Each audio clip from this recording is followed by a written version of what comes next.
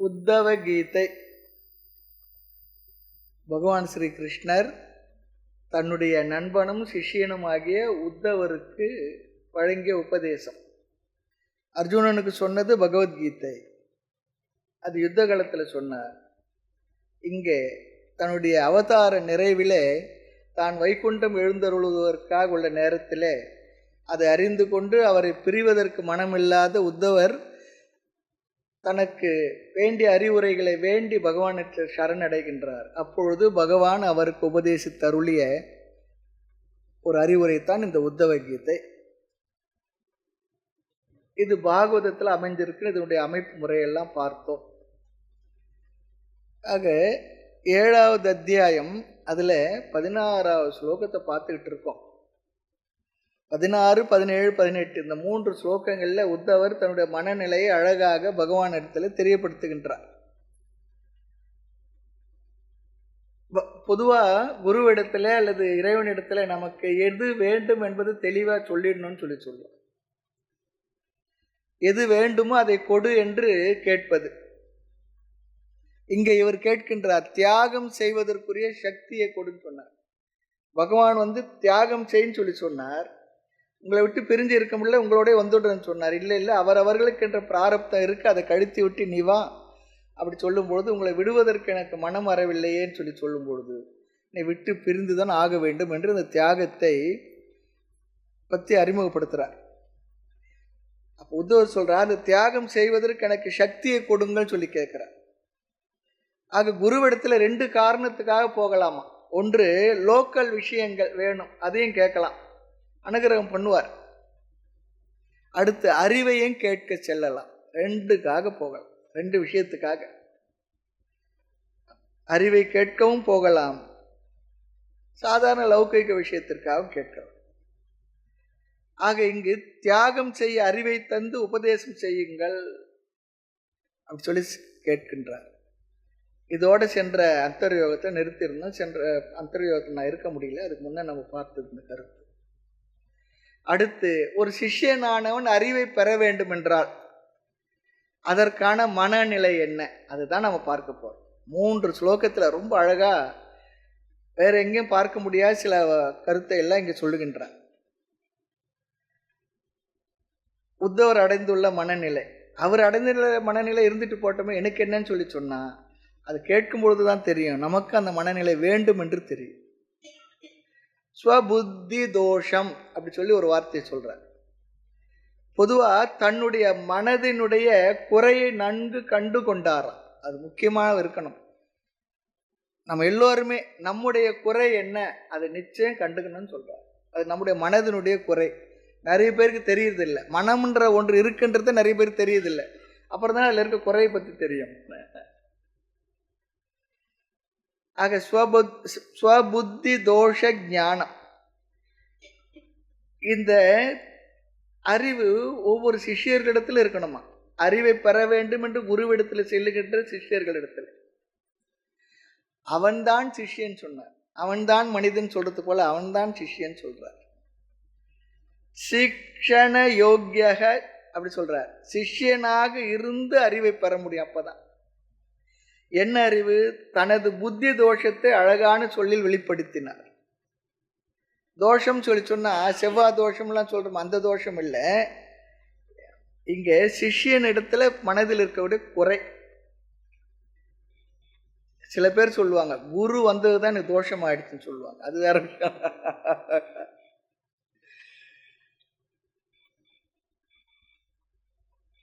பொதுவாக நம்முடைய குறையை நாம் தெரிந்து வைத்திருப்பது ரொம்ப ரொம்ப கடினம். தெரிந்தாலும் கூட அது நம்மளால் ஏற்றுக்க முடியறதில்லை, அதை கண்டுக்கிறதும் இல்லை. பொதுவாக நம்ம மற்றவங்களுடைய குறையைத்தான் தெரிஞ்சு வச்சிருப்போமே தவிர சொல்லுவோமே தவிர நம்முடைய குறையை தெரிந்து வைத்திருப்பதில்லை. அப்படியே நம்முடைய குறையை பிறர் நம்மோடு பழகும் பொழுது எடுத்து சொன்னாலும் கூட அவங்கள நம்ம என்கரேஜ் பண்ணுறதில்லை, அல்லது அவங்களுடைய உறவை என்ன பண்ணுறோம், பார்க்கறதே கட் பண்ணிக்குவோம். அதெல்லாம் இருக்கு நம்ம இடத்துல. பொதுவாக சொல்லுவோம், நம்முடைய மனது அவரவருடைய மனது எப்போ அவரவர்களுக்கு அறிமுகமான தியான காலத்தில் தான் சொல்லுவோம். இந்த கருத்தெல்லாம் இங்கே நம்ம பார்க்கணும். வெளியிலேயே புலன்கள் இந்திரியங்கள் சுற்றி கொண்டிருக்கும்போது நம்முடைய மனதை நம்ம ஃபோக்கஸ் பண்ணி பார்க்கறது இல்லை. தியான காலத்தில் தனியாக அமர்ந்து கண்களை மூடி அமரும் பொழுது தான் நம்முடைய மனமே நமக்கு அறிமுகமாகின்றது. ரொம்ப நாள் பூட்டி வச்சிருந்த பெட்டியை ஏதோ காரணத்துக்காக திறக்கும் பொழுது அது உள்ள என்னென்ன இருக்குன்னு தெரியும். அது போல அது தாத்தா காலத்து அதுக்கு முன்னே இருக்க பெட்டி இருந்ததுன்னா அது ரொம்ப நாளாக 2 தலைமுறையாக பார்க்கல, இப்போ தான் பார்க்குற வாய்ப்பு கிடைச்சி திறந்து பார்க்க என்ன இருக்குமோ உள்ள. அது போல் நம்முடைய மனதும் பூட்டி வைக்கப்பட்ட பெட்டியை போல இருக்கு. அது தியான காலத்தில் தான் நமக்கு அறிமுகம் ஆகும்னு சொல்லி பார்க்குறோம். அப்போ தான் அதுள்ள என்னென்ன இருக்குன்னு தெரியும். நல்லதும் இருக்கலாம், அல்லது உள்ளுக்குள்ளே வேற என்னென்னவோ இருக்கலாம். பாம்பு, தேள், நெட்டுவாக்கிளி, செய்யாம், பூரான் எல்லாம் உள்ள இருக்கு. அப்படின்னா என்ன? அப்படிப்பட்ட எண்ணங்கள் சிந்தனைகள் எல்லாம் நமக்கு அது அறிமுகமாகும். அப்போதான் தெரியும் நான் இப்படிப்பட்டவனா சொல்லி தெரியும். அப்படி அறிமுகமாகும் பொழுது ஒரு பெயின் கூட நம்ம மனசுக்கு வரும். எப்படிப்பட்ட மனசு எனக்கு இருக்கு. ஆக நாம் பொதுவாக மற்றவர்களுடைய தோஷத்தை தான் தெளிவாக கண்டுபிடிச்சு சொல்லுவோம். ஆனால் நம்முடைய பலகீனம் நமக்கு தெரிவதில்லை. மற்றவர்கள் தெளிவாக நம்மிடத்தில் சொல்லி விடுவார்கள். காரணம், நம்முடைய மனது எப்பவும் சப்ஜெக்டாகவே இருக்கின்றது. அது சப்ஜெக்டாக வச்சிருக்கோம், அது ஆப்ஜெக்டாக பார்க்கறதே இல்லை. ஆனால் தியான காலத்தில் அது ஆப்ஜெக்டாக பார்க்குறோம். நம்ம மனதையே நாம் பார்த்து அமர்ந்து இருக்கக்கூடிய ஒரு டெக்னிக்கும் இருக்குது, சொல்லி கொடுப்பாங்க. ஆக நம்முடைய மனதை மைண்ட் ஆப்ஜெக்ட் ஆக்கணும்னு சொல்கிறார். நம்முடைய புத்தியுள்ள தோஷத்தை நாம் முதலில் கண்டு கொள்ள வேண்டும் சொல்கிறார். அதற்கு நம்முடைய மனது அந்தர்முகமாக வேண்டும். இப்போ பகிர்முகமாக இருக்கின்ற அந்தர் யோகம்னு சொல்கிறோம். என்ன அர்த்தம்? நம்மையே நாம் அறிமுகப்படுத்தி கொள்வதற்காக செய்கின்ற பயிற்சி, அகமுகமாக செல்கின்ற பயிற்சி. கோயிலுக்கும் போகிறோம். கோயில் என்ன? பகிர்முகமாக இந்த கண்களுக்கு, காதுகளுக்கு, இந்த இந்திரியங்களுக்கு, இல்லையா, கண்கால் காண்மீன்களோ, இல்லையா, மூக்கே நீ நுகராய், செவிகால் கேண்மீன்களோ, அப்படிதான் சொல்கிறோம். திருவங்க மாலையில் சொல்லும் பொழுதெல்லாம் கூட அங்கே அதுகளுக்கெல்லாம் மற்ற விஷயங்களை விடுத்து நல்ல விஷயத்தில் ஃபோக்கஸ் ஆகுது. அது மட்டும் இல்லை, பொதுவாக சொல்லுவாங்க கோயிலுக்கு போனால் என்ன சொல்லுவாங்க, கொஞ்சம் அமர்ந்து கண்ணை மூடி அப்புறம் எந்திரிச்சுவாங்க, அல்லது கோயிலுக்கு போனால் உட்காந்து எந்திரிச்சுவாங்கன்னு சொல்கிறாங்க. நமக்கு என்ன நேரமாக இருக்குது? கோயிலுக்கு வரும்பொழுது இல்லாத அவசரம் வந்துடும். அடுத்து கோயிலுக்கு வந்து பூஜையெல்லாம் அமைதியாக உட்காந்துரும், பிரசாதம் கொடுக்கும்போது தான் இல்லாத அவசரம் வந்துடும். எல்லாம் அவங்கவுங்க அப்படி போய் ஒருத்தர் தலையில் ஒருத்தர் கையை நீட்டி அர்ச்சகர் கொடுக்குற தீர்த்தம் இன்னொருத்தர் தலையில் கொட்டி, அவர் கொடுக்குற விபூதி இன்னொருத்தர் தலையில் கொட்டி, அங்கே ஒன்றும் பொறுமையே இருக்கிறது இல்லை. ஆனால் வேற எங்கெங்கேயோ பொறுமையாக கியூவில் கால் கடுக்க நிற்போம். ஆக நம்முடைய மனது அந்தர்முகமாக இருக்கு, ஆக வேண்டும். இப்போ பகிர்முகமாக இருக்கு, வெளியிலேயே சுற்றிக்கிட்டு இருக்குன்னு சொல்கிறார். நம்ம பிள்ளைங்கள்லாம், பேர பிள்ளைங்கள்லாம் லீவில் வந்ததுன்னா, அல்லது குழந்தைங்களுக்குலாம் லீவ் விட்டு என்ன, ஏன்னா வெளியே தான் சுற்றிக்கிட்டு இருக்கும், சாப்பாடு நேரத்தை கூட வர. அது போல் மனசு எப்போ பார்த்தாலும் வெளியவே சுற்றிக்கிட்டு இருக்கும். இந்த வெளியில் செல்வதை நிறுத்தி நம்மையே நாம் பார்க்க வேண்டும் சொல்லி சொல்கிறார். இதெல்லாம் சென்ற அந்தர்யோகத்தில் இந்த வகுப்பில் நான் பார்த்த கருத்து. சரி, இதை பெறுவதற்கு என்ன பண்ணணும்? அதற்காகத்தான் தனிமை முதலிய பண்புகள், பழக்கங்கள், பயிற்சிகள் தேவைப்படுகின்றது. தனிமை, தனியே இருப்பதற்கு எண்ணினேன் எண்ணம் இது சுவாமினி அறியாதது சொல்றார். தனித்திரு, வள்ளல் பெருமான் சொன்னார், தனித்திரு. மௌனமும் கூட அதற்காகத்தான். மௌனமா இருக்குது, பேசிக்கொண்டே இருந்தா வேற ஏதோ கவனம் இருக்கும். மௌனமா இருந்தோம்னா தான் நமக்கு கொஞ்சம் அறிமுகம் கிடைக்கும். நமக்கு நாம் அறிமுகமாகின்ற இடம். இவரை தெரியுமா அவரை தெரியுமான்னு சொல்லி நம்ம கேட்குறோம். நான் முதல் கேட்கணும், உன்னுடைய மனசு உனக்கு தெரியுமான்னு கேட்கணும். ஆக தனிமையில் இருக்கும்பொழுது மனதிற்கு ஒரு ஆக்குபேஷனும் இல்லை, விஷயம் இல்லை.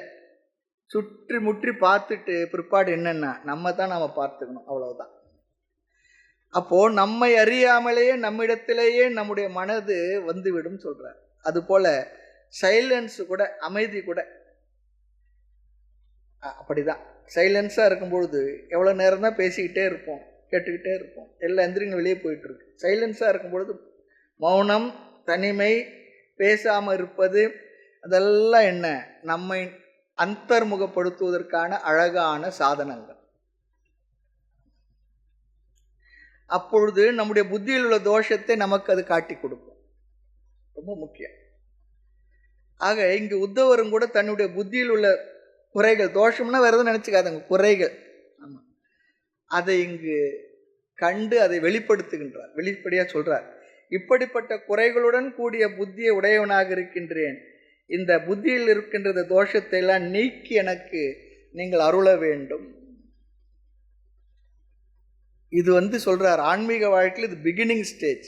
நம்முடைய மனதையே நாம் பார்த்து அதில் உள்ள குறைகளை தெரிந்து கொள்வது ஆரம்பப்படிதான் சொல்றார். ஆனா பொதுவா என்ன ஆகுன்னா, அந்த குறைகள் ஸ்பெசிஃபிக்கா என்ன குறைன்னு தெரியாது. பொதுவா என் மனசுல என்ன இடத்துல ஏதோ குறை இருக்கு. குடும்பங்களில் கூட பார்க்கலாம், நிறைய பேர் கடைசியா புரிஞ்சுக்குவாங்க, எல்லாம் விவகாரம் ஆன பிற்பாடு என்ன இடத்துல என்ன குறை இருக்கு, அதனால தான் அப்படி. ஆனா குறைகள் தெரிஞ்ச பொழுது பரிகாரம் தேடுவதற்கு வாய்ப்பே இல்லாமல் சென்றது, அப்படியும் இருக்கு. ஆக என்ன குறை ஸ்பெசிஃபிக்கா தெரியாது, ஆனா பொதுவா குறை இருக்குன்றது மட்டும் தெரிஞ்சாலே அது ஒரு நல்ல ஒரு படி, அது ஒரு நல்ல ஒரு ஸ்டேஜ். அது நமக்கு சில நேரம் சொல்லும், எனக்கு உடம்பு சரியில்லை, உடம்பு என்னவோ பண்றது, என்ன பண்றதுன்னு தெரியல, என்னவோ பண்றது அப்படி சொல்லுவோம் பாருங்க, அது போல. ஆக புத்தியில் தோஷம் இருக்கின்றது என்று மட்டும் சொல்லுகின்றார். எப்படிப்பட்ட தோஷம் அதையும் சொல்லிடுறார். என்ன தெரியுங்களா? மோகம் சொல்றார். மோகம் சொல்லி சொன்னா மதி மயக்கம், மயக்கம் ரொம்ப அழகா சொல்றார். மோகம், அந்த மோகத்துக்குள்ள என்ன இருக்கான்னா அது இன்னும் தெளிவா சொல்றார். மூடமதிகி, என்னுடைய புத்திக்குள்ள மூடத்தன்மை வந்து விட்டது, முட்டாள்தனம் வந்துன்னு சொல்றார். வேற ஒன்றும் இல்லை. சாஸ்திரமானது அல்லது பகவான் கொஞ்சம் சிஷ்யனை மற்றவங்களை திட்டணும்னு சொல்லி சொன்னா அதிகமாக உபயோகப்படுத்துகின்ற கடினமான சொல் சமூடன் சொல்லிடுவார். சமூடன் சொல்லி சொன்ன என்ன அர்த்தம்னா நல்ல சிறப்பான முட்டாள்.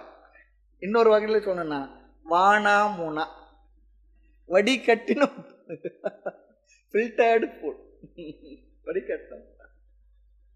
அதை இங்க சொல்றார். ரொம்ப ரொம்ப நல்லா படித்தவங்க 4 பேர் சொன்னாங்க, நான் ஒரு அடைப்பா அது நீ நான் ஒரு முட்டாளுக்கு, நான் முட்டாள்னு தெரிஞ்சுக்கிறது பெரிய விஷயங்க. ஆமா, நான் ஒரு முட்டாள்னு தெரிஞ்சுக்கிறது பெரிய கண்டுபிடிப்பு. அது என்னங்க சாமி, அது கண்டுபிடிக்கிறதுக்காக நாங்கள் எங்கள் அந்தர்யோகத்தை வந்து உட்காந்துருக்குன்னு சொல்லி கேட்காதுங்க. முதல்ல நான் முட்டாள்னு தெரிஞ்சாதான் அப்புறமா அந்த முட்டாள்தனத்தை போக்கிக்கிறதுக்கு வழியை தேடும். இல்லை இல்லைன்னு சொன்னோம்னா ஒன்றும் பண்ண முடியும். நம்ம சொல்லுவோம் இங்க அறிவு கட்ட பயில, கூறு கட்ட பயில எல்லாம் இங்க சொல்றோம் இல்லையா? இங்க இந்த வார்த்தை மற்றவங்களுக்கு பயன்படுத்தி இருக்கோம், ஆனா நமக்கு அது பயன்படுத்த தெரிஞ்சிருக்கு. நம்ம இடத்துல அது இருக்கான். நான் முட்டாளாக இருக்கின்றேன் என்று ஒருவன் எப்பொழுது சொல்கின்றானோ அப்படி ஒருவன் குருவிடத்தில் சொல்லிவிட்டான்னு சொல்லி சொன்னா குருவுக்கு வேலை ரொம்ப ரொம்ப சுலபமாயிடுதான் சொல்ற. நான் புத்திசாலி சொல்லி சொன்னா தான் குருவுக்கு பெரிய ப்ராப்ளம் இல்லை. அவருக்கு ப்ராப்ளம் இல்லை, கொஞ்சம் அவரெல்லாம் சரிப்படுத்தி ஏற்கனவே அவர் சேர்த்து வச்சு நிறைய விஷயங்கள் இருக்கு, டேட்டா கலெக்ஷன், அதெல்லாம் ஒழுங்குபடுத்தி சரிப்படுத்தி அப்புறம் அவருக்கு இந்த அறிவை கொடுக்கணுன்றது பெரிய பாடம். பெரிய ஒரு பலகை இருக்கு, எடுத்து கரும்பலகை இருக்கு, அது நிறைய எழுதியிருந்தா என்ன பண்ணணும், அதை முதல்ல அதை அடைச்சு அதெல்லாம் அழிக்கணும், பிற்பாடு அதில் எழுதணும், அது போல ஆயிடும். ஆக சிஷ்யனுடைய புத்தியை முதலில் அந்த கருத்துக்களை எல்லாம் உடைக்கிறது சாதாரணம் இல்லை, அது ஒரு சூக்ஷமமான விஷயம். அது ஆப்ஜெக்டா சாலிடா இருந்தால் ஏதோ எடுத்து உடைச்சி ஏதோ கழுவி ஏதோ சரி பண்ணிடலாம். இது அப்படி இல்லை. மனசுக்குள்ள அவ்வளோ அறிவை நம்ம சேர்த்து வச்சிருப்போம், என்னென்னவோ சேர்த்து வச்சிருப்போம். அதையெல்லாம் சரிப்படுத்தி தான் சாஸ்திர கருத்தை குருவான நம்ம கொடுக்க முடியும். அதான் சொல்லுவாங்க, நிறைய மற்ற இன்டர்வியூல எல்லாம் வந்திருக்கக்கூடியவருக்கு எவ்வளோ அறிவு இருக்குன்னு பார்க்கறதுக்காக இன்டர்வியூ பண்ணுவாங்களாம். ஆனால் வேதாந்தத்தில் மட்டும்தான் குரு பார்ப்பது இவனுக்கு எவ்வளவு தூரம் தெரியல என்பதை தெரிஞ்சுக்க முயற்சி பண்ணுவார்.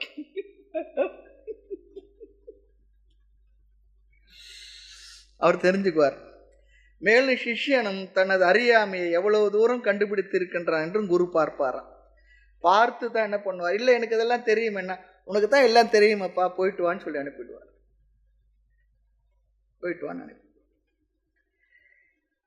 ஆக டோட்டல் இக்னரன்ஸ் எனக்கு இருக்கு என்று மாணவன் ஒருவன் புரிந்திருந்தால் அவன் என்னவா ஃபிட் ஸ்டூடெண்ட் சொல்றார். எதுக்கு? வேதாந்தத்துக்கு.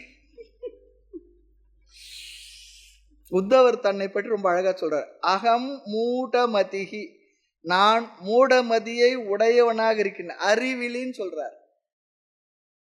என்ன இடத்துல நிறைய இல்லூஷன் டெல்யூஷன் எல்லாம் நிறைய இருக்குன்னு சொல்றார். மோகம் இருக்கு, மயக்கம் இருக்கு, தவறான அறிவு இருக்கு, தெளிவில்லை. நான் தவறான அறிவுடையவனாக இருக்கின்றேன், மோகப்பட்டுள்ளேன்னு சொல்லிடுறார். ரொம்ப அழகு. இனி அடுத்தபடி ஒன்று இருக்கு. தன்னுடைய தவறை நன்கு கண்டுபிடித்து விட்டு எப்படிப்பட்ட தவறு என்பதையும் வெளிப்படையாக சொல்லுகின்றார். சொல்லணும்.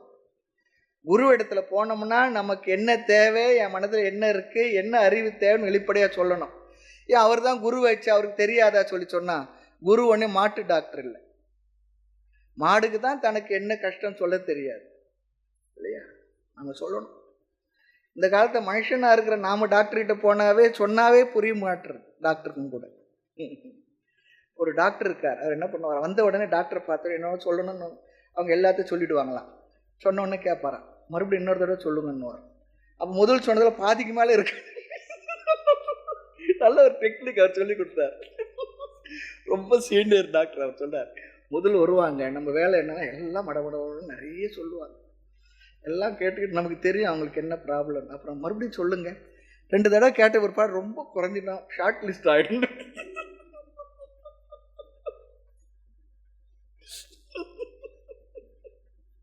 நல்ல டெக்னிக் அவர் கைடு.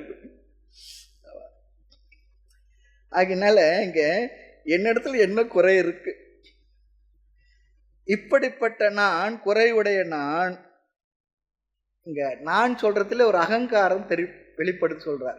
நான் சொல்றதுல தான் தெரியும், அவங்க சொல்ற முறையிலே தெரியும். ஒரு குருவிடத்துல ஒரு சிஷ்யர் போனார். ஆணவ மலம் எப்படி இருக்கன்னார், உன்னை போல இருக்குன்னு சொன்னார். அவர் நின்று கேட்டதை அப்படி கேட்டிருக்கிறார்.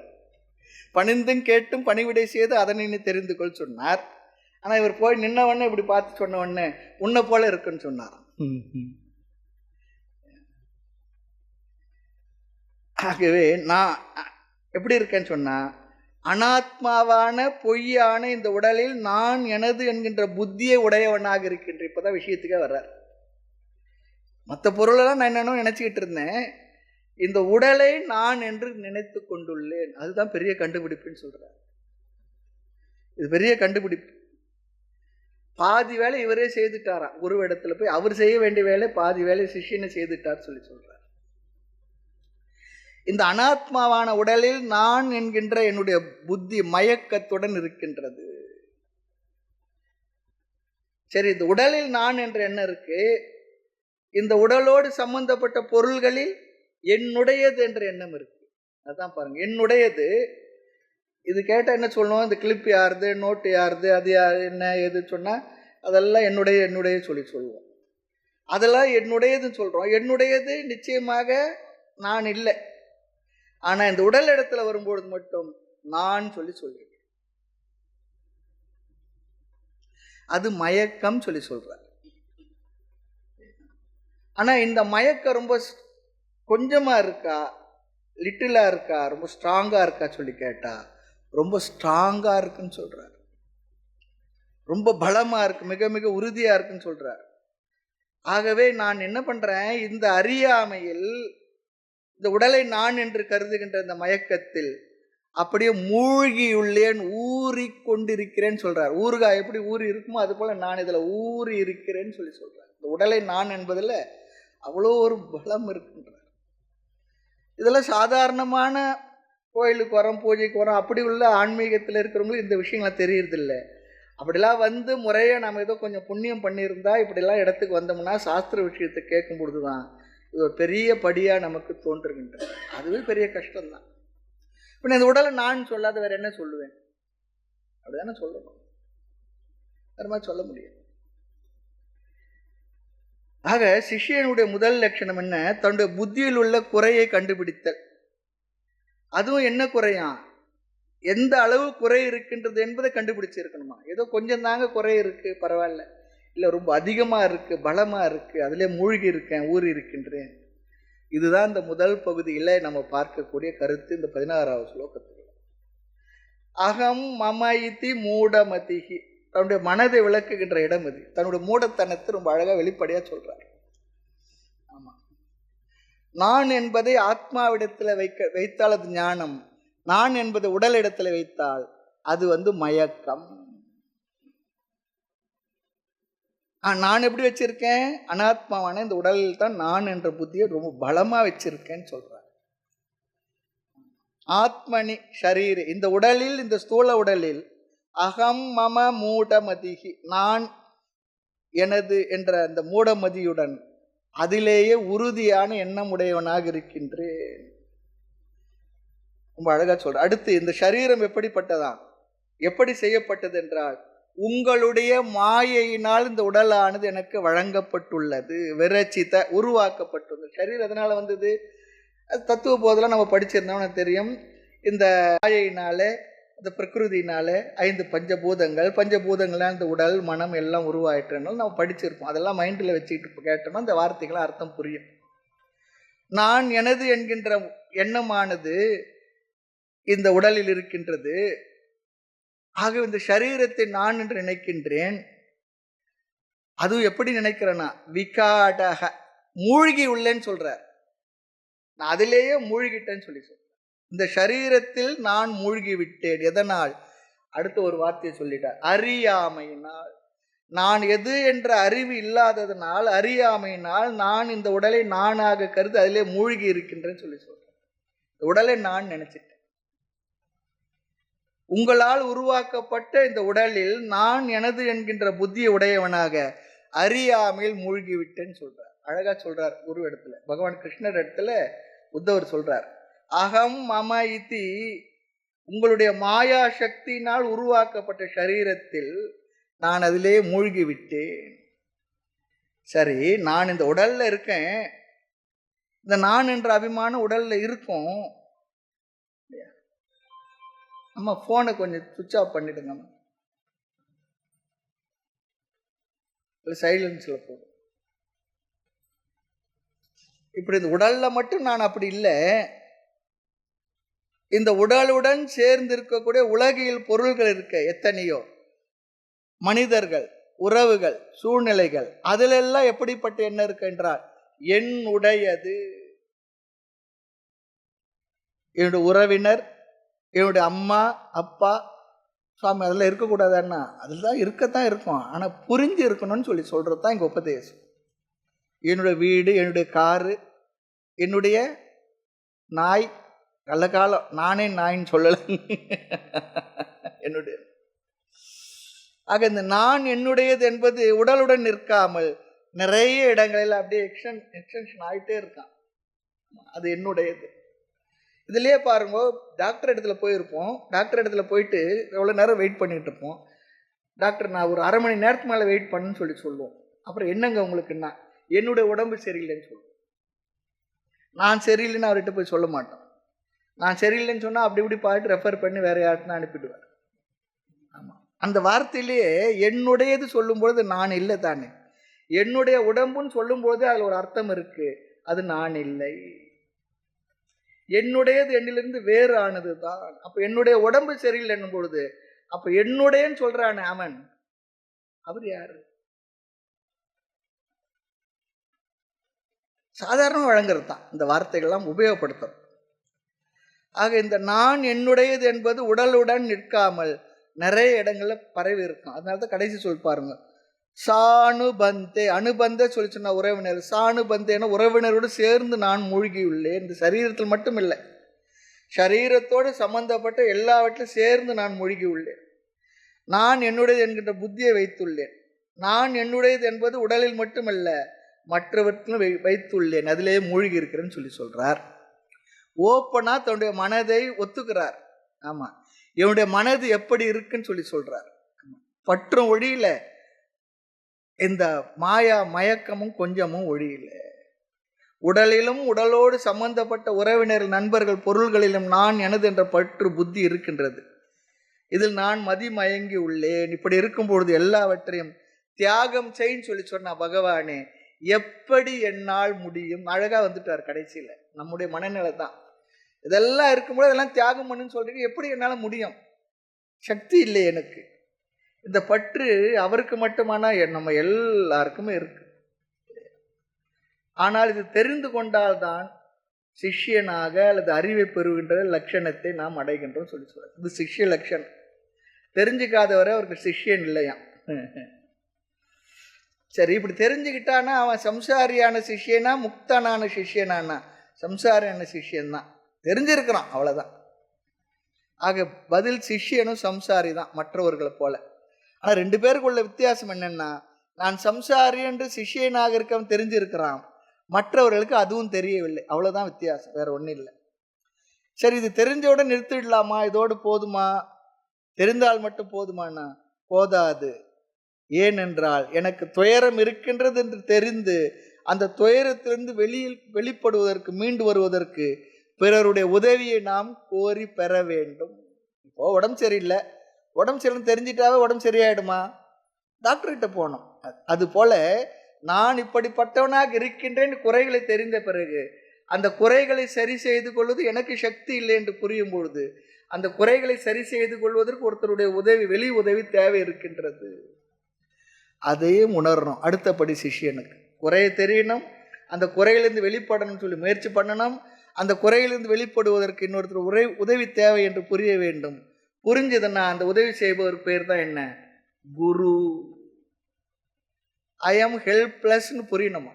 அதுவே புரியறதில்லை நிறைய பேர். அப்பதான் சரணடைய முடியும், இல்லைன்னா முடியாது. சாணுபந்தே ரொம்ப அழகா சொல்ற. ஆக இங்க சிஷ்யன் என்ன புரிஞ்சிருக்கணும்? என்னை சுற்றி என்னெல்லாம் இருக்கோ அது எல்லாமே எனக்கு துயரத்தை தருவதாகத்தான் இருக்கின்றது. அப்படி என்று அந்த துயரத்தை அவன் ஃபீல் பண்ணணுமா? ஆனா என்ன பண்றாராம் பகவான்? அடிக்கடி இந்த துயரத்தை ஃபீல் பண்ணும் பொழுது பெயின் கில்லர் போல சந்தோஷத்தை கொடுத்துட்றாரு. அதனால அதெல்லாம் மறந்து போகும். அதெல்லாம் மறந்து. சரி, உதவியை ஒருத்தர் நாடுறார். அப்படி உதவியை நாடுறது ஒரு பெரிய ஸ்டெப்புன்னு சொல்கிறார். முதல்ல நான் என்னத்தில் குறை இருக்குன்னு கண்டுபிடிக்கிறது ஒரு ஸ்டெப்பு. அந்த குறையிலேருந்து வெளியே வரணும்னு நினைக்கிறது அடுத்த ஸ்டெப்பு. அந்த குறையிலேருந்து வெளியே வருவதற்கு ஒருத்தருடைய உதவி தேவை என்பது அடுத்த படி.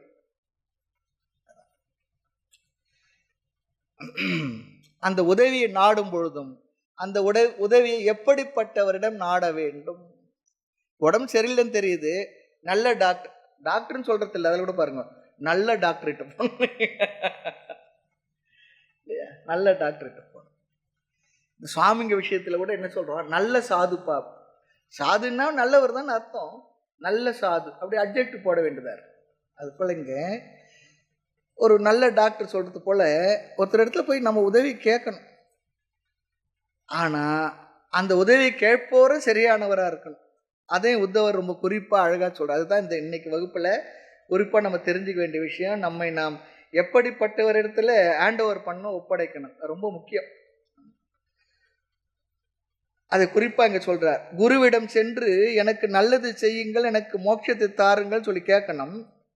இவர் எதை நல்லதுன்னு நினைக்கிறார், எதை மோட்சம் நினைக்கிறாருன்றது குருவுக்கும் தெரியணும்.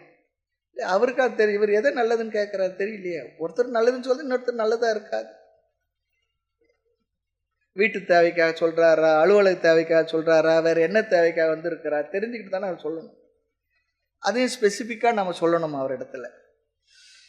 அதுக்கு ஒருத்தர் சொன்னார், இனிப்பு கடைக்கு போயிட்டோம், ஸ்வீட் கடைக்கு போயிட்டோம், ஸ்வீட் கொடுங்கன்னு சொல்லி கேட்டால் அவர் என்ன சொல்லுவார்? என்ன ஸ்வீட்டு வேணும் சொல்லுங்க. லட்டு வேணுமா, ஜிலேபி வேணுமா, இல்லையா பாதுஷா வேணுமா, என்ன இல்லை ஸ்வீட் கொடுங்கன்னு சொல்லி சொன்னான் இல்லையா?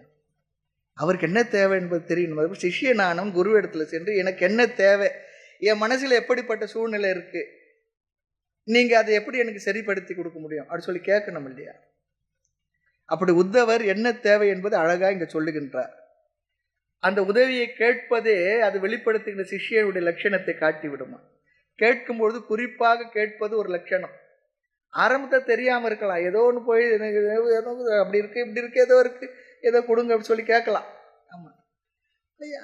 அப்படி கேட்குற இடத்துல அப்படி நமக்கு புண்ணியம் இருந்ததுன்னா குருவே அவனுடைய வார்த்தைகளை பார்த்து சரிப்படுத்தி அவனுக்கு இதுதான் தேவை என்பது புரிந்து கொண்டு அவனை செய்து கொடுத்துடுவார் இல்லையா? ஆக சரியான கேள்வியை கேட்பது, சரியான நம்முடைய மனதை வெளிப்படுத்துவது ஒரு முக்கியமான சிஷ்யனுடைய லட்சணம். சரி, இப்படி கேட்கறதுக்கு பதிலாக ஏதோ சில புத்தகங்கள் இருக்கு, அந்த புத்தகங்கள் இடத்துல நான் படித்து தெரிஞ்சுக்கிறேன், நான் யாரிடம் போய் கேட்க மாட்டேன், எதையும் நான் படித்தே தெரிந்து கொள்வேன் சொல்லுவார். இங்க கேட்கறது முக்கியத்துவம் தராமல் படிக்க முக்கியத்துவம் தருவதே கூட அது நம்முடைய அகங்காரத்தை காட்டுகின்றது. சரணடையாது, நம்முடைய ஈகோ சரணடையாது தான் இது காரணம் சொல்லிடுறார். புக்கு எப்படின்னா, புக்கில் நல்ல விஷயம் சொல்லியிருக்கு, வாஸ்தவம் தான். ஆனால் அதுவும் கூட ஒரு ஜடம் தானே. என்னைக்காவது நம்ம வீட்டில் இருந்த திருக்குறள் புஸ்தகமோ கீத புஸ்தகமோ நம்மளை கூப்பிட்டு, எப்பா உன்னை தான் கூப்பிடுறேன், வா ரொம்ப நாளாக புஸ்தகம் வாங்கி வச்சிருக்கேன், நான் சொல்கிறேன் கேளுன்னு சொல்லியிருக்கான். தாத்தா காலத்தில் நம்ம வீட்டில் புஸ்தகம் இருந்தேன், என்னைக்காவது புஸ்தகம் கூப்பிட்டு பேசியிருக்கா? இல்லையே. ஆக உயிருள்ள ஒரு இடத்துல நம்முடைய நாம் சென்று கேட்பதற்கு நம்முடைய அகங்காரம் சரண்டர் ஆகிருக்கணும்.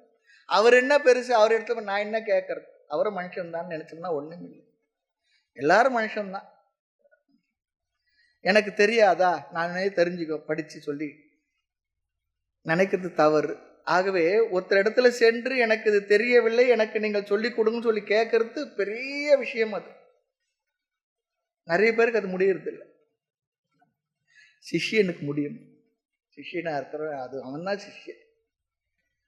இல்லை என்றால் என்ன ஆகும், நம்முடைய வயது, படிப்பு, மற்ற விஷயங்கள், சமுதாய அந்தஸ்து, அதெல்லாம் அந்த ஸ்டேட்டஸ்லாம் என்ன பண்ணோம், ஒருத்தர் இடத்துல போய் ஒன்று கேட்கறதுக்கு ரொம்ப யோசிப்போம்.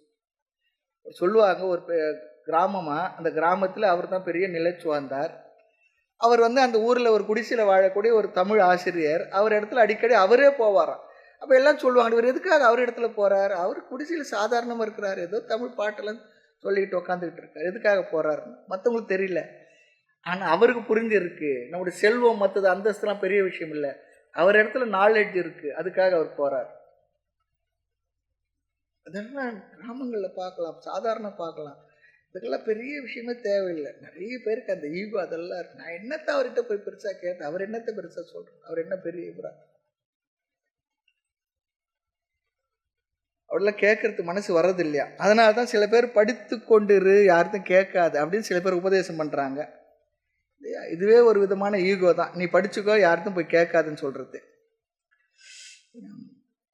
இங்கே ஒரு தவறு இருக்குது, அது அவங்களுக்கே தெரியல. அப்படி நினைக்கிறவங்களுக்கு எதோ ஒன்று படித்தாலும் எனக்கு எந்த அறிவு இருக்கோ, எந்த அளவிற்கு அறிவு இருக்கோ, அந்த அளவிற்குத்தான் அந்த நூலினுடைய கருத்தை நாம் புரிந்து கொள்ள முடியும். அந்த அறிவுடைய அளவுக்கு தான் புரிஞ்சுக்கும், அதுக்கு மேலே போய் புரியாது நமக்கு. அதுக்கு மேலே அதனுள்ள உட்கருத்தை புரிந்து கொள்ள வேண்டும் என்றால் அதற்கு மேல் அறிவுடைய பெரியவர்களால் தான் நம்ம படித்து சொல்லிக் கொடுக்க முடியும். அப்படின்னா புத்தகத்தை பார்த்து நான் தெரிஞ்சுக்கணும். கல்லூரிலாம் எதுக்கு, சாதாரண அறிவு சொல்கிறோம். கல்லூரி பள்ளிக்கூடங்கள்லாம் எதுக்கு இருக்கு? அதனால அந்த நமக்கு என்ன அறிவு இருக்கு அந்த அளவுக்கு தான் நாம் படிக்கிற நூலில் இருக்க கருத்தை நாம் புரிஞ்சுக்கும், அதுக்கு மேலே போக. ஆக இங்கு கேட்டல் என்பது சிஷ்யனுடைய அடுத்த லட்சணம். அதையும் தெளிவாக கேட்கிறார். நான் மூடமதியுடன் இருக்கின்றேன், அறியாமையினாலும் மோகத்தினாலும் அதிலே ஆழ்ந்து அமிழ்ந்துள்ளேன், வீழ்ந்து கிடக்கின்றேன். ஆக உங்களுடைய மாயா சக்தியினால் உருவான உடலிலும் உலகில் உள்ள பொருள்களிலும் மூழ்கியுள்ளேன், பற்றுடையனாக இருக்கின்றேன். ஆகவே எனக்கு நீங்கள் எதை அருள வேண்டும்? ரொம்ப அழகா சொல்றார். கிருஷ்ண பகவானான உங்களால் உபதேசிக்கப்பட்ட அந்த தியாகத்தை, உங்களால் உபதேசிக்கப்பட வேண்டிய அல்லது ஏற்கனவே உபதேசித்த அந்த தியாகத்தை பற்றிய கருத்துக்களை எனக்கு எடுத்து வழங்குங்கள். ரொம்ப அழகா சொல்றார். அதை நான் அடைவேனாக, நன்கு அடைவேனாக, அதை அடைந்து நானும் சாதிப்பேனாக சொல்லி ரொம்ப அழகா பகவான் இறைவா என்று அழைத்து பகவான் இடத்துல விண்ணப்பம் செய்கின்றார். உங்களுடைய சேவகனாகி சிஷ்யனாகி எனக்கு அனுசாதி, ரொம்ப அழகான வார்த்தை, உபதேசம் செய்யுங்கள், டீச் மீன்னு சொல்றார். எனக்கு பாடம் நடத்துங்கள், சொல்லிக் கொடுங்க. உங்களால் உபதேசிக்கப்பட்ட அந்த தியாகத்தை, மோட்சத்தை, மனநிறைவை எனக்கு எவ்விதம் என்னால் அடைய முடியுமோ அவ்விதம் அடைவதற்கு அனுசாதி, எனக்கு உபதேசம் செய்யுங்கள். நான் உங்கள் சேவகன் அல்லது சிஷ்யன். தீனனாக இருக்கக்கூடிய சம்சாரியாக உள்ள எனக்கு நீங்கள் உபதேசம் செய்ய வேண்டும், உபதேசம் செய்து என்னை காப்பாற்றுங்கள் சொல்றார்.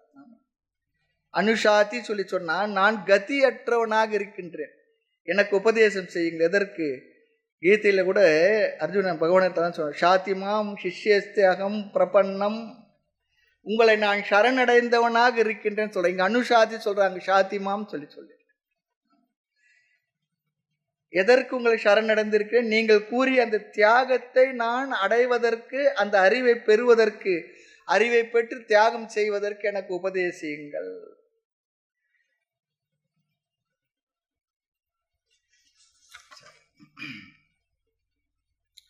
ஆக இப்போ பார்த்த கருத்து என்னன்னா, சிஷ்யனானவன் தன்னுடைய குறையை உணர்ந்து தான் கதியற்றவன் என்று தெரிந்து, என்னுடைய அறிவே எனக்கு முழுமையாக பயன்படவில்லை என்று புரிந்து, என்னுடைய குறைகளை நீக்கிய துயரங்களிலிருந்து விடுபடுவதற்கு குருவிடத்தில் சென்று சரணடைகின்றான். சரணடைந்து குறிப்பாக தன்னுடைய மனநிலையை வெளிப்படுத்தி அவரிடத்திலிருந்து குறிப்பான உபதேசத்தை கேட்கின்றான்.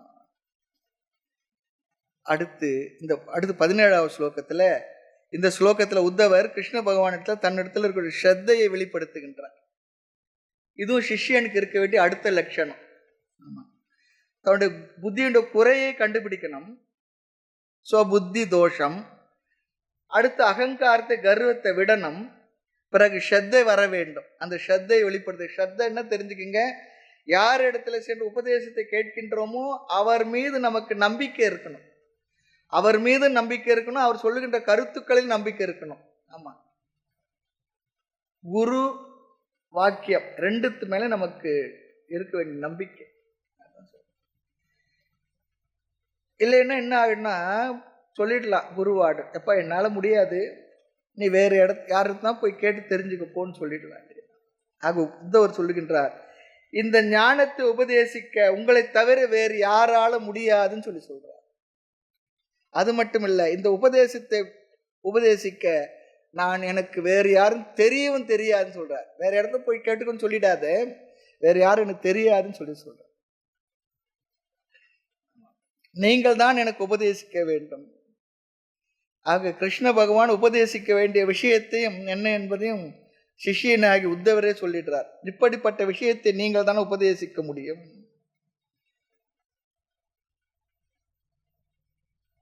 அதாவது என்ன சப்ஜெக்ட் மேட்டரோ அதையும் சொல்லிடுறார், அதையும் உங்களிடத்தான் கேட்க விரும்புகின்ற என்பதை 2 விஷயத்தை இந்த ஸ்லோகத்தை சொல்லிடுறார். அதனால தான் குருவுக்கு பேரு சத்குருன்னு சொல்றோம். குருவுக்கு பேரு சத்குருன்னு சொல்லுவாங்க. சத்குரு சொன்னா 2 அர்த்தம் இருக்கு சொல்லுவாங்க தமாஷா. அதை சத்குருன்ற வார்த்தை சரியா போடணும். SAT போட்ட சேட் குருவா, SAD போட்ட சேட் குருவாயிடும். SAT சத்குரு சொல்லி போடணும்னு சொல்லுவாங்க. ஆக சத் என்றால் என்றைக்கும் உள்ள பிரம்மத்தை பற்றி போதிக்கின்ற குரு, அப்படி ஒரு அர்த்தம். சத்தை என்றைக்கும் உள்ள பிரம்மத்தை பற்றிய போதனை செய்கின்ற குரு. சத் பிரம்மணக போதக. எத்தனையோ குருமார் உலகத்தில் இருக்காங்க, எல்லாரும் குரு தான். எந்த அறிவை அடைந்தாலும் அந்த அறிவை கொடுப்பவர் குரு தான். அது நல்ல விஷயமோ கெட்ட விஷயமோ அது விஷயம் வேற. ஆக எந்த விஷயத்தில் குரு வேண்டும், எந்த விஷயத்துல குரு வேண்டும் என்பது ரொம்ப அழகா சொல்றார். அது உங்களிடத்தில் கேட்க விரும்புகிறேன்னு சொல்றார். அது சத் விஷயத்தை பற்றி, அதனால தான் சத் விஷயத்தை பற்றி பேசுவது சத் சங்கம். சத் என்றால் இங்கு என்றும் உள்ள நித்தியமான இந்த பிரம்மத்தை பற்றி அறிவை தருகின்ற குரு. 2வது சத் சொன்னா நல்ல சொல்லி அர்த்தம். ரைட் டீச்சர், சரியான குரு. அந்த பிரம்மத்தை பற்றி சரியாக சொல்லிக் கொடுக்கக்கூடிய சரியான குரு, அந்த விஷயத்தை தெரிந்தவர். ஆக முதல்ல சத்குரு சொன்னா ஸ்ரோத்ரிய பிரம்மனிஷ்டன். யார் ஸ்ரோத்ரியனோ, ஸ்ரோத்ரியன்னு சொன்னா யார் என்றால் நன்கு முறையாக படித்து இருப்பவர், அவர் தான் ஸ்ரோத்ரிய, நன்கு கேட்டு இருப்பவர். அவர் கொஞ்சம் இந்த மரபில் வந்திருக்கணும், குரு மரபாக பரம்பரையாக வந்த குரு, அவர் தான் ஸ்ரோத்ரியன்னு சொல்லுவாங்க. அப்போ ஒரு குருவுக்கு முதல் லட்சணம், அவர் இன்னொரு குரு இடத்துல சிஷ்யனா இருந்திருக்கணும். அவருக்கு ஒரு குரு இருந்திருக்கணும், அவர் இடத்துல சிஷ்யனா இருந்திருக்கணும். அவர் தான் நல்ல ஒரு குருவா நமக்கு இருக்க முடியும். அதான் சொல்ல, யார் பெஸ்ட் டீச்சர் சொன்னா முறையாக ஒரு குருவிடத்துல சிஷ்யனாக இருந்து படித்து இருக்கணும். ஒருவர் சொன்னார், நானே கண்டுபிடிச்சேன் அதை உனக்கு சொல்றேன்னு சொன்னேன், என்ன பண்ணணுமா, நீங்கள் கண்டுபிடிச்சதை நீங்களே வச்சுக்குங்க, பின்னால் அது தவறாகவும் போயிடலாம். ஆகினா நீங்க கண்டுபிடிச்சதை நீங்களே வச்சுக்கன்னு சொல்லிட்டு நம்ம என்ன பண்ணோம், ஓடி வந்தோம்னு சொல்லுவார். ஆக சரியான குருக்கு முதல் லட்சணம், அவருக்கு சரியான குரு இருந்திருக்க வேண்டும். மேலும் அவர் சிஷ்யனாக இருந்திருந்தால்தான் சிஷ்யனுடைய மனநிலையை புரிந்து அவருக்கு உபதேசம் செய்ய முடியும். யார் நல்ல தலைவனா வர முடியும்னா நல்ல தொண்டனா இருக்கிறவங்க தான் தலைவனா வர முடியும். அப்பதான் தொண்டனுக்குரிய கஷ்டங்கள் புரிஞ்சு இருப்பார். அது போல அவர் ஒரு குருவிடத்துல படிச்சு இருக்கணும், சிஷ்யனா இருந்து இருக்கணும். காரணம், குருவுக்கு ஒரு பொறுப்பு இருக்கான். அந்த பொறுப்பு என்ன? தாய்க்குள்ள பொறுப்பு போல குருவுக்கும் ஒரு பொறுப்பு இருக்கு. தாயான கருணை உனக்கு உண்டு சொல்றார், தாயினும் சால பரிந்துன்னு சொல்றார், தாயினும் இனிய நின்னை சரணனை அடைந்த நாயின்னு சொல்றார். குருவிடத்துல தாய்க்குரிய அன்பும் இருக்கணுமா. அதுக்கு ஒன்று சொல்லுவாங்க, குழந்தை எதை கேட்கறதோ அதை கொடுக்கறது தாயுடைய வேலை இல்லையா, அதற்கு எது நன்மை தருமோ அதைத்தான் வாங்கி தரணும்னு சொல்லுவார். அதுக்கு எது நன்மை தருமோ, எதை சாப்பிட்டா உடலுக்கு ஒத்துக்குமோ, ஆரோக்கியம், அது கேட்கறதா வாங்கி கொடுத்தா நல்ல அம்மா அப்பான்னு சொல்லக்கூடாது. சொல்ல முடியும். இன்னைக்கு அப்படிதான் பண்றாங்க. நம்ம தொந்தரவு போனா போதும், ஏதோ வாங்கி கொடுத்து நம்ம பாட்டு ஓடிக்கிட்டு இருக்கோம்.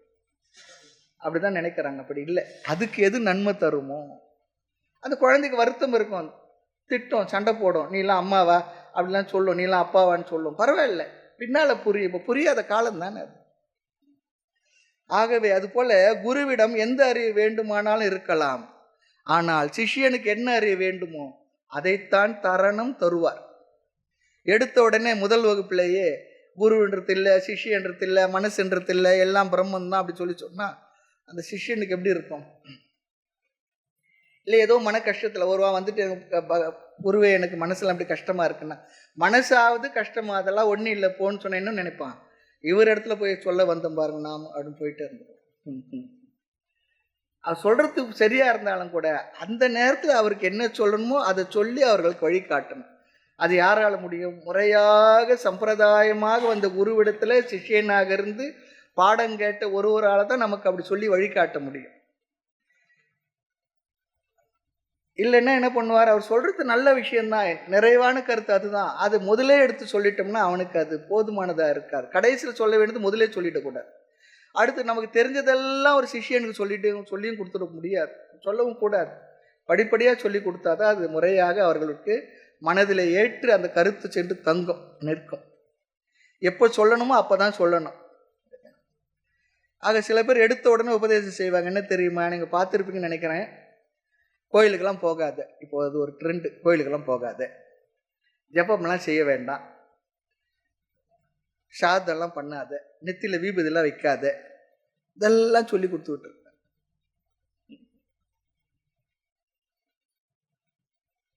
அப்படி சொன்ன என்ன ஆயிடும்னா உள்ளதும் போயிடும்.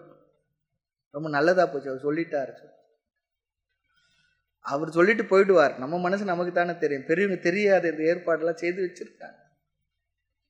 ஆக என்ன உணவை எப்போ கொடுக்கணுமோ அந்த நேரத்தில் கொடுத்தாதான் அது நல்லா இருக்கும், ஆரோக்கியத்துக்கு. அது போல சிஷ்யனுடைய மனநிலையை அறிந்து தான் ஒரு குருவான உபதேசம் செய்யணும். சில நேரம் சில சிஷ்யர்கள்லாம் சில பூஜை முதலெல்லாம் செய்துக்கிட்டு இருப்பாங்க, சில நம்பிக்கைகள்லாம் அவர்களுக்கு இருந்து கொண்டிருக்கும். அதெல்லாம் இப்போ செய்யாதுன்னு சொன்ன என்ன ஆகும்? அதெல்லாம் விட்டுட்டோம்னா ஒரு கில்ட்டி ஃபீலிங் தான் வந்துடும். ஐயோ அதெல்லாம் செய்யாத, நம்ம இங்கே வந்துட்டோமே. அப்போ குரு என்ன சொல்லணும்? ஆமாப்பா அதெல்லாம் விடலாம், இப்போ இல்லை, அதெல்லாம் செய்த பலன் தான் நீ வேதாந்த வகுப்புக்கு வந்து உட்காந்துருக்கிற, பிற்பாடு அது தானே விடுபடும், அது வரல அது செய்ய விடாதுன்னு தான் ஒரு நல்ல முறையான குருவாக இருக்க முடியும். ஆக சத்குரு சொன்னால் சிஷ்யனுடைய மனநிலை அறிந்து வழிகாட்டும் குரு, அதுதான் அர்த்தம்.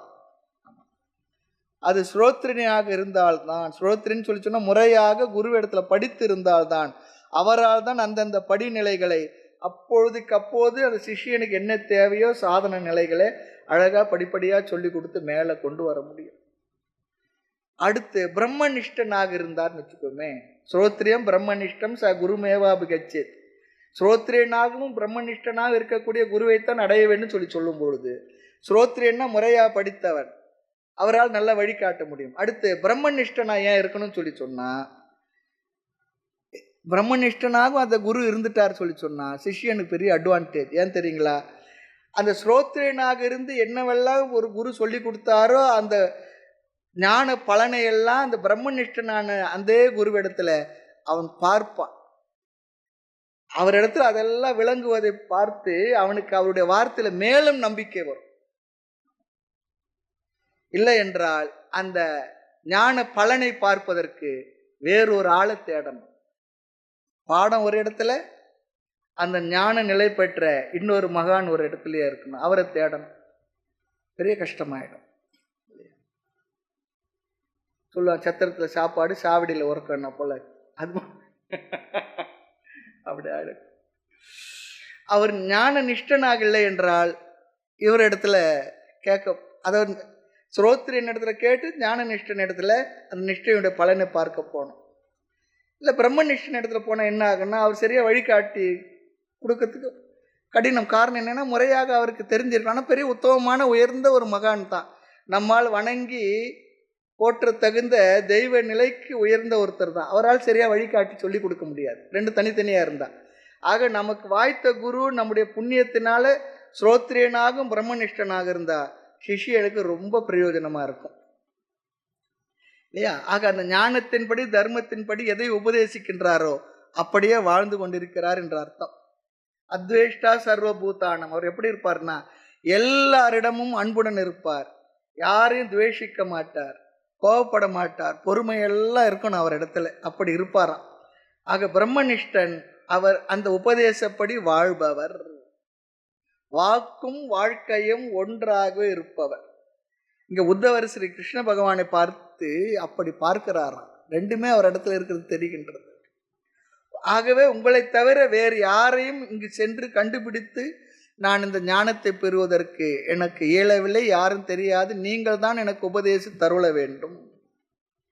ஒருபடி மேலேயே போய் சொல்றார், எனக்கு தேவலோகம் சென்றாலும் கூட அங்கும் கூட உங்களைப் போல ஆள் கிடைப்பார்களா என்று எனக்கு தெரியாது. கிடைக்க மாட்டார் சொல்லிட்டு, தெரியாது இல்லை, கிடைக்க மாட்டார்கள். இப்படி சொல்வதன் மூலமாக தன்னுடைய ஸ்ரத்தையை தான் பகவான் இடத்துல வச்சிருக்கிற அந்த நம்பிக்கையை நன்கு வெளிப்படுத்துகின்றார் சொல்றார். ஆக பகவான் இடத்துல பக்தி ஸ்ரத்தையை இங்கு வெளிப்படுத்துகின்ற இடம் இது. அதனால தான் சொல்லுவார், ஸ்ரத்தையோட லட்சணம் என்னன்னா, குரு வேதாந்த வாக்கியேஷு விஸ்வாசக. குருவிடத்திலும் அவர் சொல்லுகின்ற வேதாந்த வார்த்தையின் இடத்திலும் உள்ள நம்பிக்கை தான் ஸ்ரத்தை, விசுவாசம். இன்னொரு கருத்தும் இருக்கு, குருவும் வேதாந்த வாக்கியம் வேற வேற இல்லைங்க. குருவும் அவர் சொல்லுகின்ற வேதாந்த வாக்கியமும் வேற வேற இல்லை, அவர் அதைத்தான் சொல்லுவார். அவர் சொல்றது தான் வேதாந்த வாக்கியம். அவரே வேதாந்த வாக்கியத்தினுடைய முழு வடிவமாக வாழ்ந்து கொண்டிருப்பவர். குரு வாக்கியமும் வேதாந்த வாக்கியம் ஒன்றுதான். ஆனால் சிஷியனுக்கு என்ன ஆகும் தெரியுங்களா? இதில் ஒரு கஷ்டம் இருக்கு. ஒன்றுத்துல நம்பிக்கை இருக்கும், ஒன்றுத்துல நம்பிக்கை இருக்காது. குரு மீறல நம்பிக்கை இருக்கும், வேதாந்த வாக்கியத்தில் நம்பிக்கை இருக்காது. சிலருக்கு வேதாந்த வாக்கியத்தில் நம்பிக்கை இருக்கும், அதை சொல்ற குரு மேல நம்பிக்கை இருக்காது. அவருக்கு தெரிஞ்சதை சொல்றாருங்க, அப்படி சொல்லிட்டு போயிட்டே இருந்துவாங்க. சிலருக்கு வேதாந்த வாக்கியத்துல ஸ்ரத்த இருக்காது, குரு மீது மட்டும் ஸ்ரத்த இருக்கும். அப்படியும் இருக்கும், மாறி இருக்கும். இருக்கிற பிரச்சனை எல்லாம் இருக்கிறது வேதாந்தத்துக்கு வந்த பிற்பாடு கூட.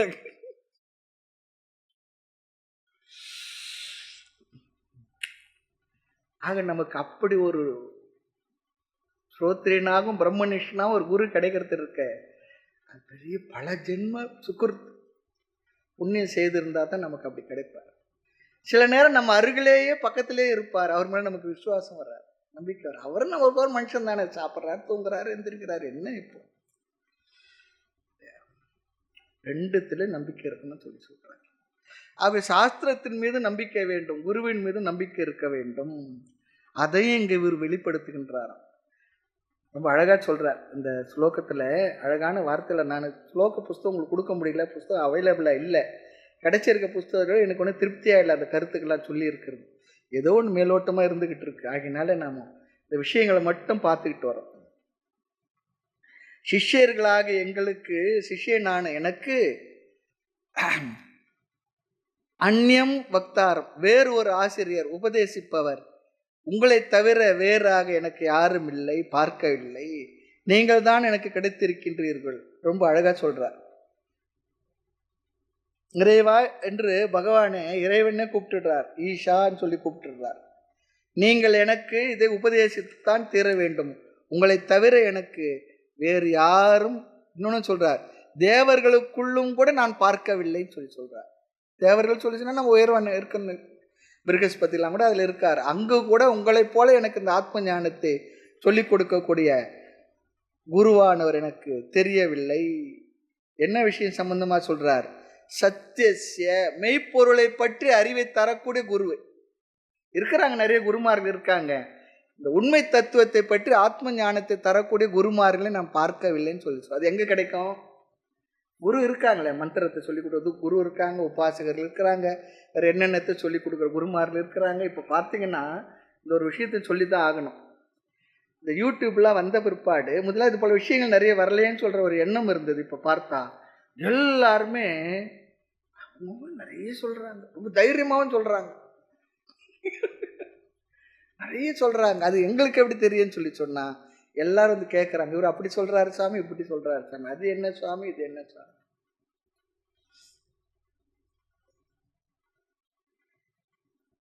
அது நிறைய இருக்கு. அதுல இருந்தெல்லாம் மீண்டு வரணுன்றது பெரிய விஷயம்தான். ஆக பிரம்மத்துக்கு இவர் தருகின்ற முதல் லட்சணம் இங்க சத்தியம், அந்த உண்மை பொருள், அந்த உண்மை தத்துவத்தை உங்களை தவிர தேவர்களுக்குள்ளும் கூட எனக்கு உபதேசிக்க தகுந்தவர் யார் என்பது எனக்கு தெரியவில்லை, இல்லைன்னு சொல்றார். சத்தியசிய, இந்த சத்திய அந்த சொரூபத்தை லட்சணத்தை சொல்லிக் கொடுப்பவர்கள் வேறு யாரும் இல்லை. ஸ்வதிருஷக, திருக்கென்றால் சைத்தன்ய சொரூபம். ஸ்வதிருக் சொன்னா சுயமாக, இயற்கையாக, சுயம் ஜோதியாக, தானாக ஒளிர்ந்து கொண்டுள்ள இந்த ஆத்ம ஞானத்தை தத்துவத்தை உபதேசிக்க கூடியவர் வேறு யாரும் ஒருவரை நான் காணவில்லைன்னு சொல்றார். தானே தானே எங்கும் நிறைந்திருக்கக்கூடிய தத்துவத்தை சொல்றார். அடுத்தது ஆத்மாவாக சைத்தன்ய ஸ்வரூபமாக சத்திய ஸ்வரூபமாக இருக்கக்கூடிய தத்துவத்தை உபதேசிக்க உங்களை தவிர வேறு ஒரு குருவையும் பார்க்கவில்லை. எனக்கு நீங்கள் தான் வேண்டும். இப்படிப்பட்ட இந்த அறிவு உங்களிடத்தில் தான் இருக்கின்றது, வேறு யார் இடத்துல இல்லைன்னு சொல்றார். யமதர்மராஜா இடத்துல நச்சிகேதன் சென்று கேட்கிறான், இந்த உயிர்கள் எல்லாம் இறந்த பிறகு என்ன ஆகின்றது, அதையே என்னிடத்துல கேட்கறேன்னா, நீங்க தானே உயிரெல்லாம் கொண்டு வர ஆளு, அதனால உங்களிடத்துல கேட்கறேன். அது போல இந்த இடத்துல உங்களை தவிர வேற யாரும் இல்லைன்னு சொல்றார். தேவர்கள் வரை சென்று விட்டாராம், அவர்களிடம் பார்க்கவில்லை. இந்த ஆத்ம தத்துவ ஞானம் தேவர்களுக்கும் தெரியவில்லை என்று நான் சொல்லவில்லை, ஆனால் அவர்களால் எனக்கு இப்படி உபதேசிக்க முடியுமான்னு தெரியலன்னு சொல்றார். அவர்களுக்கு தெரிந்திருக்கா இல்லையா என்பது எனக்கு தெரியாது, ஆனால் உங்களுக்கு தெரிந்திருக்கும் என்பது மட்டும் எனக்கு தெரிகின்றது. எவ்வளவு அழகா சொல்றாரு பாருங்க. அவங்களுக்கு தெரிஞ்சிருக்கா இல்லையான்னு எனக்கு தெரியாது சுவாமி, ஆனா உங்களுக்கு தெரிந்திருக்கும் எனக்கு தெரிகின்றது. ந அனு, ரொம்ப அழகா சொல், எனக்கு தெரியவில்லை, மற்றவர் தெரிந்திருக்கலாம், எனக்கு அது தெரியல. சைத்தன்ய ஸ்வரூபத்தினுடைய இருப்பை, தன்மையை, சுயம் ஜோதியை, தானாக ஒளிர்ந்து கொண்டுள்ள அந்த பொருளை பற்றி ஆத்மாவாக இருக்கக்கூடிய மெய்ப்பொருளாகவே உள்ள அந்த தத்துவத்தை உங்களை தவிர வேற யாரும் எனக்கு சொல்லிக் கொடுக்க முடியாது. ஹே ஈஷா, கடவுளே என்று அழகா பகவான் இங்கு கூப்பிட்டுடுறார். தேவர்களும் கூட மனிதர்களை போன்ற ஜீவர்கள் தான். மனிதர்கள் எப்படி தன்னுடைய சரீரத்தில் அபிமானத்தை வைத்திருக்கின்றார்கள், அப்படி தேவர்களும் அவங்களுடைய சரீரத்தில் அபிமானத்தை வைத்துள்ளவர்கள். ஆக அவர்களை நான் குருவாக எடுத்துக்கொள்ள முடியாது. இந்த அறிவு யாருக்கு இருக்கோ அது உங்களுக்குத்தான் இருக்கு என்பது என்னுடைய திடமான எண்ணம், நம்பிக்கைன்னு சொல்றார். நீங்கள் தான் சொல்றார். ரொம்ப அழகான இடம் இது. அடுத்து இந்த உடல் மற்றதெல்லாம் இருக்கே, அதெல்லாம் யாரு படைச்சான்னா மாயாவியாக இருக்கக்கூடிய உங்களுடைய மாயையினால் தான் இதெல்லாம் படைக்கப்பட்டிருக்கு. ஆகவே உங்களுடைய மாயையினால் அனைத்து விஷயங்களும் நடந்து கொண்டிருக்கின்றது. ஆக அந்த மாயை பற்றி தெளிவான விஷயத்தை உங்களிடத்தில் தான் தெரிந்து கொள்ள விரும்புகின்றேன். இப்படிப்பட்ட மெய்ப்பொருளை பற்றிய அறிவு அவ்வளவு சுலபமாக மற்றவரிடத்துல இருந்து எனக்கு கிடைக்காது சொல்றார். மற்ற எல்லா விஷயத்திற்கு அறிவிற்கும் குரு ஈஸியா கிடைப்பாங்க, ஆனா மெய்ப்பொருளை பற்றி அறிவை தருகின்ற குரு அவ்வளவு சுலபமாக கிடைப்பதில்லை. அதையும் சொல்லிடுறார். மாயையினால் எல்லாரும் வசப்பட்டுள்ளனர், நீங்கள் மட்டும் அந்த மாயையை தங்கள் வசப்படுத்தி ஞானியாக இருக்கின்றீர்கள். சரி, இந்த மாயை யாருடையதுன்னா தவ, உங்களுடையது சொல்லிட்டார் பகவான். அது எங்க சொல்றாருன்னா பிரமாணம் பார்க்கலாம். மம மாயா துரத்தியா, என்னுடைய மாயை வெல்லுவதற்கு கடினமானது. ஆகவே நீங்கள் தான் மாயையினுடைய தலைவர், ஆகவே நீங்கள் தான் மாயாவி. உங்களால் தான் அதை வென்று ஞானியாக இருக்க முடிகின்றது. ஆக நீங்கள் தான் எனக்கு அந்த ஞானத்தை கொடுக்க முடியும். நிறைய விஷயங்கள் அழகா சொல்றாருங்க. நீங்கள் அந்த மாயைக்கு வசப்படவில்லை, ஞானியாக இருக்கின்றீர்கள். மாயையே உங்களுடையதுதான்.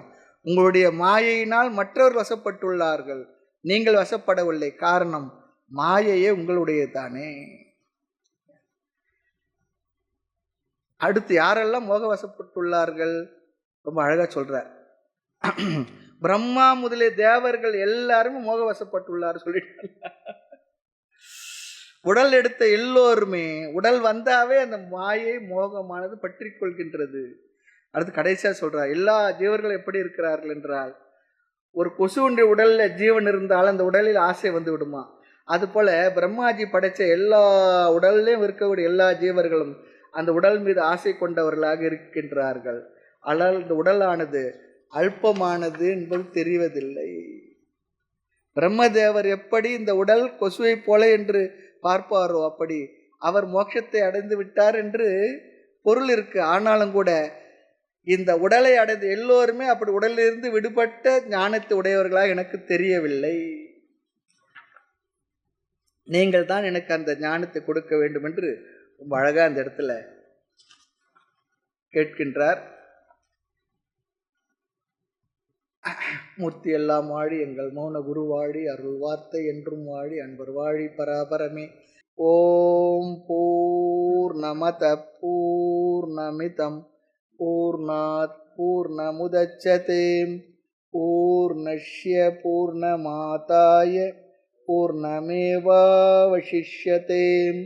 ஓம் சாந்தி சாந்தி சாந்தி. ஹரிஹி ஓம். ஸ்ரீ குருப்யோ நமः. ஹரிஹி ஓம்.